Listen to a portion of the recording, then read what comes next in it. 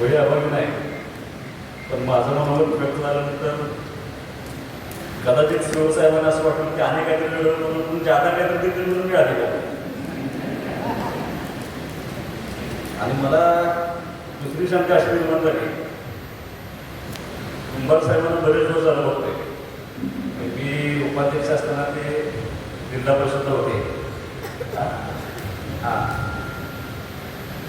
मला आज प्रश्न विचारायचा तर शिवसाहेबांना पण तुम्हाला विचारायचं, तुमचं भाषण ऐकलं तर मला असं वाटतं की शिक्षक होता का.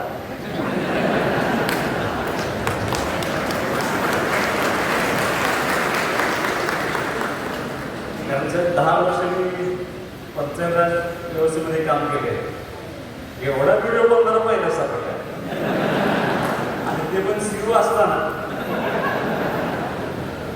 तो एक शंका मनामध्ये निर्माण झाली होती.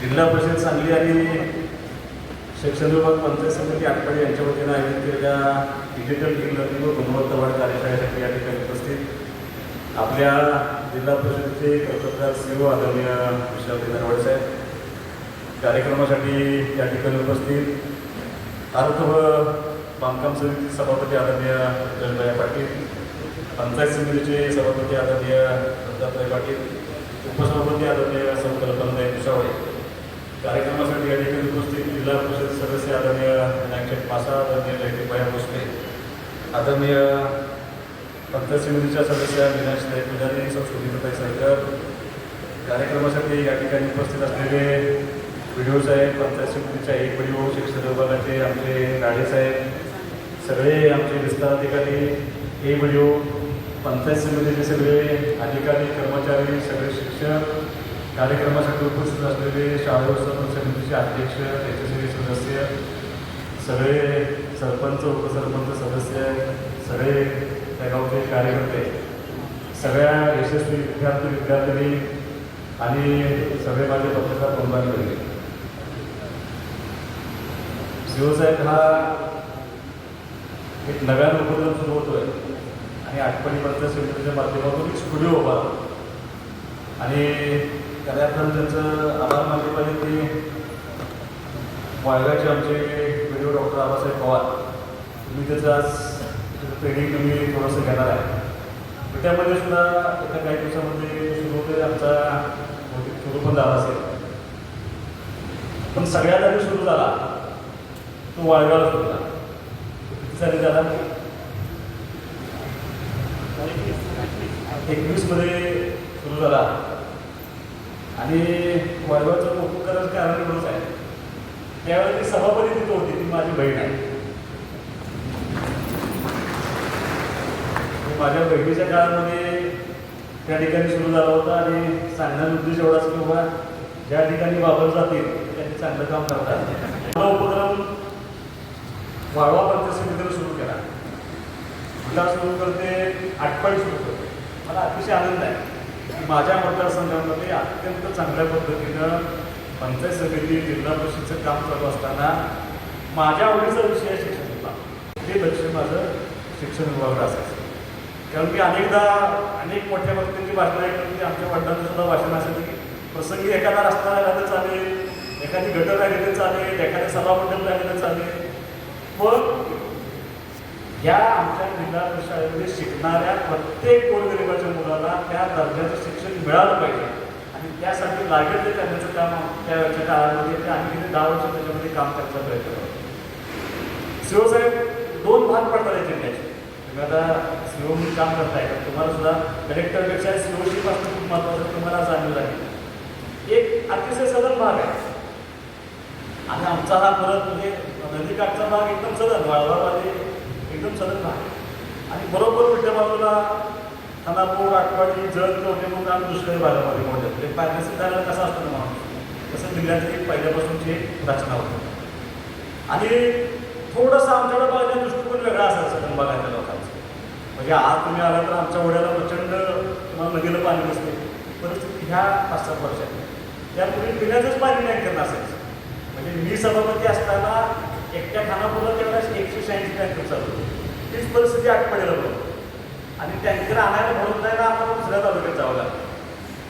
आणि एवढं सगळं असतात आम्ही ज्यावेळेला जिल्हा परिषदला पंचायत समितीला काम करत होतो त्यावेळेला शिक्षण समितीच्या बैठकीमध्ये मात्र मी त्या ठिकाणी काम करताना अत्यंत आनंदाने एक क्षण आमच्या नजर पुढे असायचा कुठला असायचा तर शैक्षणिक उठाव म्हणून एक उपक्रम झालं हे सगळंच शासन करेल असं न करता काहीतरी लोकांनी पण सहभाग करावा आणि लोकांनी सहभाग करून त्या शाळा व्यवस्थित करण्याचा प्रयत्न करावा म्हणून शैक्षणिक उठाव त्या प्रकाराला नावं ठेवत नाही पण सदर भागामध्ये जेवढं साहेब शैक्षणिक उठावाचं काम चालू होतं त्याच्या कैक पटीनं त्या आमच्या दुष्काळी भागातल्या लोकांनी आम्हाला शिक्षण व्यवस्थेमध्ये खूप मोठी मदत केली 2025 ते 2027 किती आकडायचे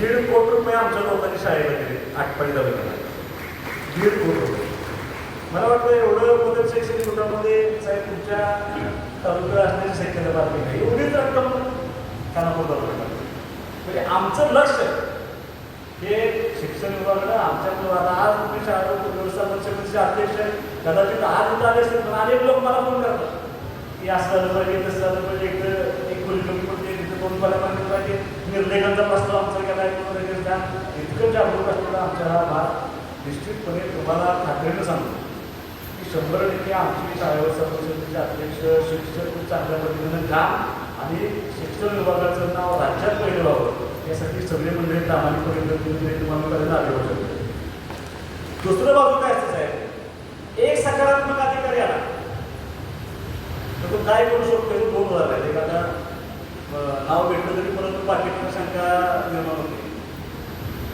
आता तुकाराम मुंडे साहेब आहे तर त्यांच्यावर काय निवडणार नाही पण आज ते अधिकारी उपस्थित नाही जितेंद्र थोडी साहेब या ठिकाणी जिल्हा परिषद उपाध्यक्ष आहे त्यावेळेला त्यांनी स्मार्ट PSC आणि तुमच्या मॉडेल स्कूल इतकी सुंदर कन्सेप्ट केली मला असं वाटतं की या जिल्ह्यातल्या शिक्षण व्यवस्थेचा चेहरा बदलण्याचं काम त्या मॉडेल स्कूलच्या कन्सेप्टमध्ये तयार झालं आणि खूप चांगलं काम केलं भौतिक सुविधा दिल्या आता थोडंसं काय शिकवलं जातं त्याचं तुम्हाला उदाहरण तर मी स्वतःला माझं उदाहरण सांगतो काय पाहिजे आता मी आणि पृथ्वीराज बाहेर भाषेत सहज गप्पा मारत होतो तुमचं शिक्षण केलं मला मी BBA झालं मला म्हणजे तुम्ही काय शिकताय म्हणजे आम्ही लय काय काय केले तर कसं काय साहेब 10वीच्या वेळेला मी पास झालो ॲव्हरेज पास झालो म्हणजे असं काय फार हुशार असं सगळे मित्र जात आहेत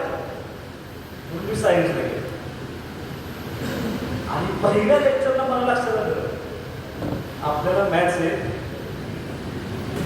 आपली अडचण होणार आहे काय म्हणून मी काय केलं कसा तरी 5 वाजता गेला मॅथ्समध्ये अक्षरशः पाठ करून पास झालं पाठांतराचा अर्ध्या दिवशी वाचलं तरी आपल्या अडचण एवढी दैवी शक्ती देवा की मॅथ्स सुद्धा पाठ करून पास झालं 12वीला गेल्या काय केलं मॅथ्स सोडून टाकलं 12वीचा निकाल लागला ॲव्हरेजच मार्क्स 60%. ज्या मित्रांच्यामुळे सायन्स भेटलं सगळी इंजिनिअरिंगला गेली आणि त्या दिवशी मला कळलं की इंजिनिअरिंगला जायचं असेल तर मॅथ्स असावा आता काय डॉक्टरांची लायकी अजिबात नव्हती नाईलाज झाला म्हणून राहिलेला जो वर्ग होता त्या वर्गात आता काय करायला तुम्ही BSc म्हणून पृथ्वीराज भाई आम्ही BSc कंप्लीट झाली आणि BSc झाल्यानंतर मनामध्ये एक न्यूनगंड तयार झाला तो न्यूनगंड काय होता आमदाराचा प्रधान फक्त BSc झाला मग आता काय करायचं मी MBA करूया आणि मी MBA करायचं आणि त्या 2 वर्षामध्ये माझी MBAची डिग्री पूर्ण करण्यानंतर एवढी सगळी पार्श्वभूमी असताना साहेब स्वतःचा व्यवसाय सुरू करायला मला माझी 35 वर्ष उघडावं लागलं त्याला कारण काय माहिती आहे MBA मध्ये मला जे शिकवलं ना ते काय शिकवलं माहिती आहे का व्यवसाय करू नये सगळ्यात मोठी रिस्क व्यवसायात असते नुकसान झालं तर हे मला MBA मध्ये शिकवलं भांडवल नव्हतं त्यामुळे पहिल्या व्यवसायात पार्टनर घेतला आणि तो अशिक्षित आहे त्याचं म्हणणं कसं होतं बघूया काय होईल तुम्ही मला म्हणतो नाही मला शिकवलं होतं ना ते ॲनालिसिस केलं पाहिजे की होणार का, बँक लोन देणार का, प्रोडक्शन होणार का, मार्केटिंग होणार का, कोण बघायचं. आणि जो शिकला नव्हता त्याचं म्हणतो काय होईल कसं करून धाडस केलं साहेब, कसं सुरू केला माझा स्वतःला पाहिजे. आणि मी कराडला एक कसं बघायला जातो. माझ्या गाडीमध्ये एक पत्रकार होते आणि मी ज्यावेळेला आठवीत होतो त्यावेळेला 9वीला बोर्ड होता. बोर्ड म्हणजे बोर्डात पहिली 50 मुलांच्या बोर्डात त्यावेळेला असायचं. आणि आमच्या विद्यार्थी एक मुलगा बोर्डात आला होता. त्या मुलाचा त्या पत्रकाराला फोन आला, अरे तहसीलदार ऑफिस कुठं आहे. तो म्हणला कुठली इमारत चौकात तहसीलदार कुठं बसतात, मला भेटतील का. हा प्रश्न होता कोणाचाच आहे, जो बोर्डाला बोलवतो त्याचा प्रश्न. मनामध्ये माझ्या विचार करतो की ते कसं बघायला बसून बघितलं आता काय परिस्थिती आहे. तर ते काय म्हणते आमचं औरंगाबाद पार्टनरशिप आहे, मी गुजराती आहे म्हणलं आणि 3 मराठी आहेत. त्या गुजराती मुलातून तुझं अभिनंदन, 3 मराठी धंद्यात एकत्र ठेवले तुला. ते सांगितलं हा मार्केटिंग बघतो, हा प्रोडक्शन बघतो, हा मेंटेनन्स बघतो, हा वसुली बघतो. 5 कोटी रुपये साहेब महिन्याचा टर्न होता. माझ्या मनात परत तो प्रश्न होता. मी सहज त्या चौघांना म्हणत होतो शिक्षण काय. त्यांनी सांगितलं 10वी नापास. आता 10वी नापास झाली पूर्ण महिन्याला 5 कोटी टर्न ओव्हर करताय. बोर्डात आलेल्या पोराला तसं सुद्धा माहीत नाही. आणि जो बघायला घेऊन गेला होता तो टॉपचा कॉन्ट्रॅक्टर, तो शर्ट करून ऑडिओवरून आला होता. आम्ही एम बी येऊन चप्पल, जीन्सची पॅन्ट, पांढरा शर्ट सगळं सत्कार झाला, सगळं झालं. गाडी पडल्यानंतर परत तो मोठा कॉन्ट्रॅक्टर आहे, 200 कोटीचं काम करतो साहेब, 200-300 कोटीचं काम करतो. मला आपलं शिक्षण काय म्हणतं, BA सिव्हिल का काय नाही यांच्याबरोबर जावे ना.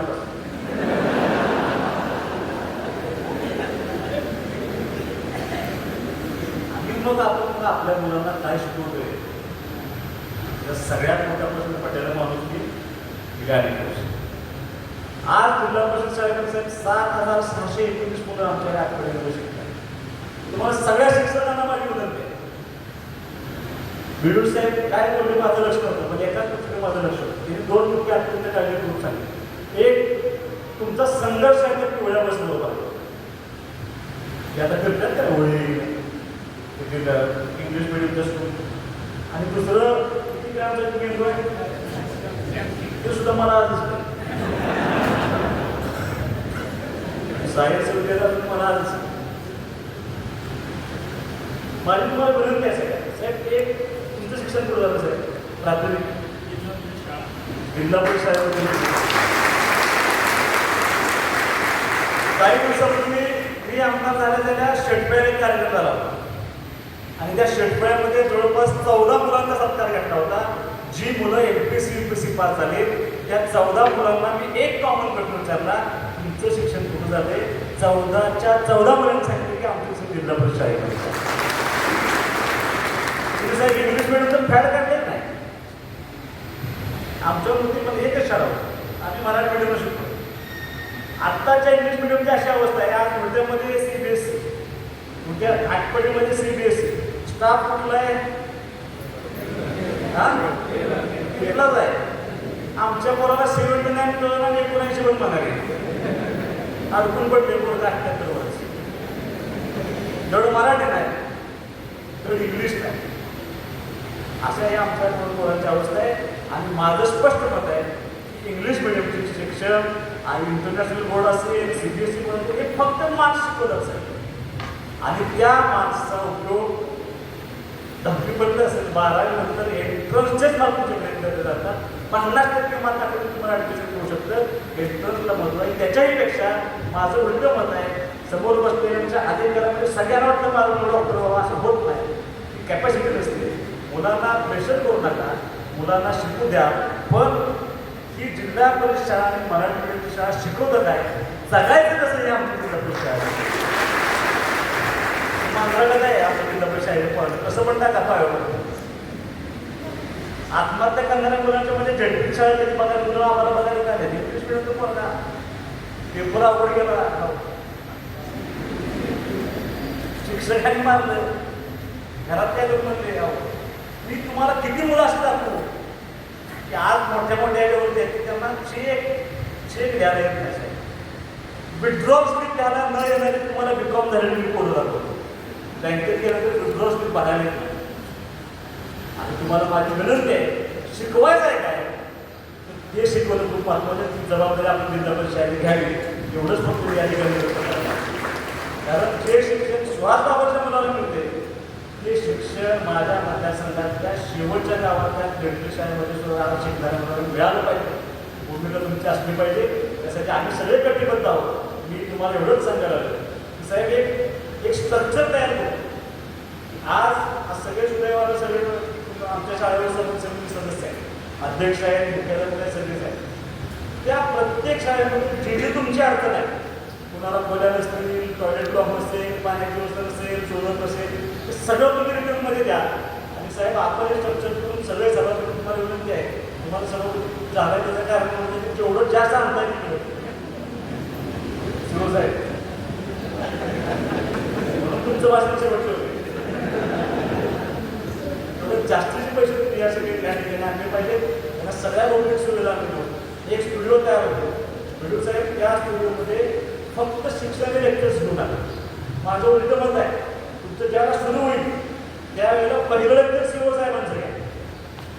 आणि सीओ साहेब कसे आहेत झाले ते आमच्या इथल्या आठवड्याच्या तालुक्या मुलांना करून द्या. कदाचित त्यातनं प्रेरणा घेऊन कोणतं मुलगा तयार होईल. भूमिका तुम्ही घ्यावी. एक दुसरी विनंती की आज अजून अशा किती शाळा आहेत ज्यांना इंटरॅक्टिव्ह पॅनल नाही आपल्याला. किती शाळा अशा आहेत ज्यांना इंटरॅक्टिव्ह पॅनल नाही. मी आज जाहीर करून टाकतो माझ्या आपल्यापर्यंत एक इंटरॅक्टिव्ह पॅनल सगळ्या शाळांना सगळ्या शाळांना लेक्चरला बसतील. आणि शिवसाहेब मला कळलं नाही, मला माझ्या शिक्षणाचा BSc होतो नाही. मला कळलं की राजकारण आणि लॉ व्हायला पाहिजे तर वयाच्या 41 वर्षी लॉची डिग्री आता पडली. तिथे शेजारी डाव्या बाजूला असतं आमचा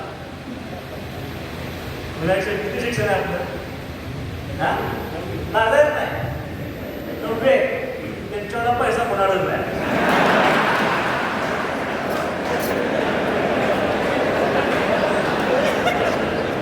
पटले बघा हे तर शिकले असतील नाही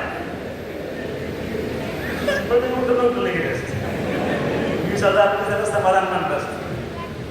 आणि हे बदलायचं असेल तर आपली मुलं आपल्या मराठी माध्यमात शिकली पाहिजेत, आपल्या जिल्हा परिषद शाळेत शिकली पाहिजेत. आणि त्या मुलांच्यामध्ये ते डाळून निर्माण करण्याचं काम सर्वांनी पणे करावं असं तुम्हाला विनंती करतो. सगळ्या यशस्वी मुलांचं, सगळ्या यशस्वी शाळांचं मनापासून अभिनंदन करून थांबतो. जय हिंद, जय महाराष्ट्र.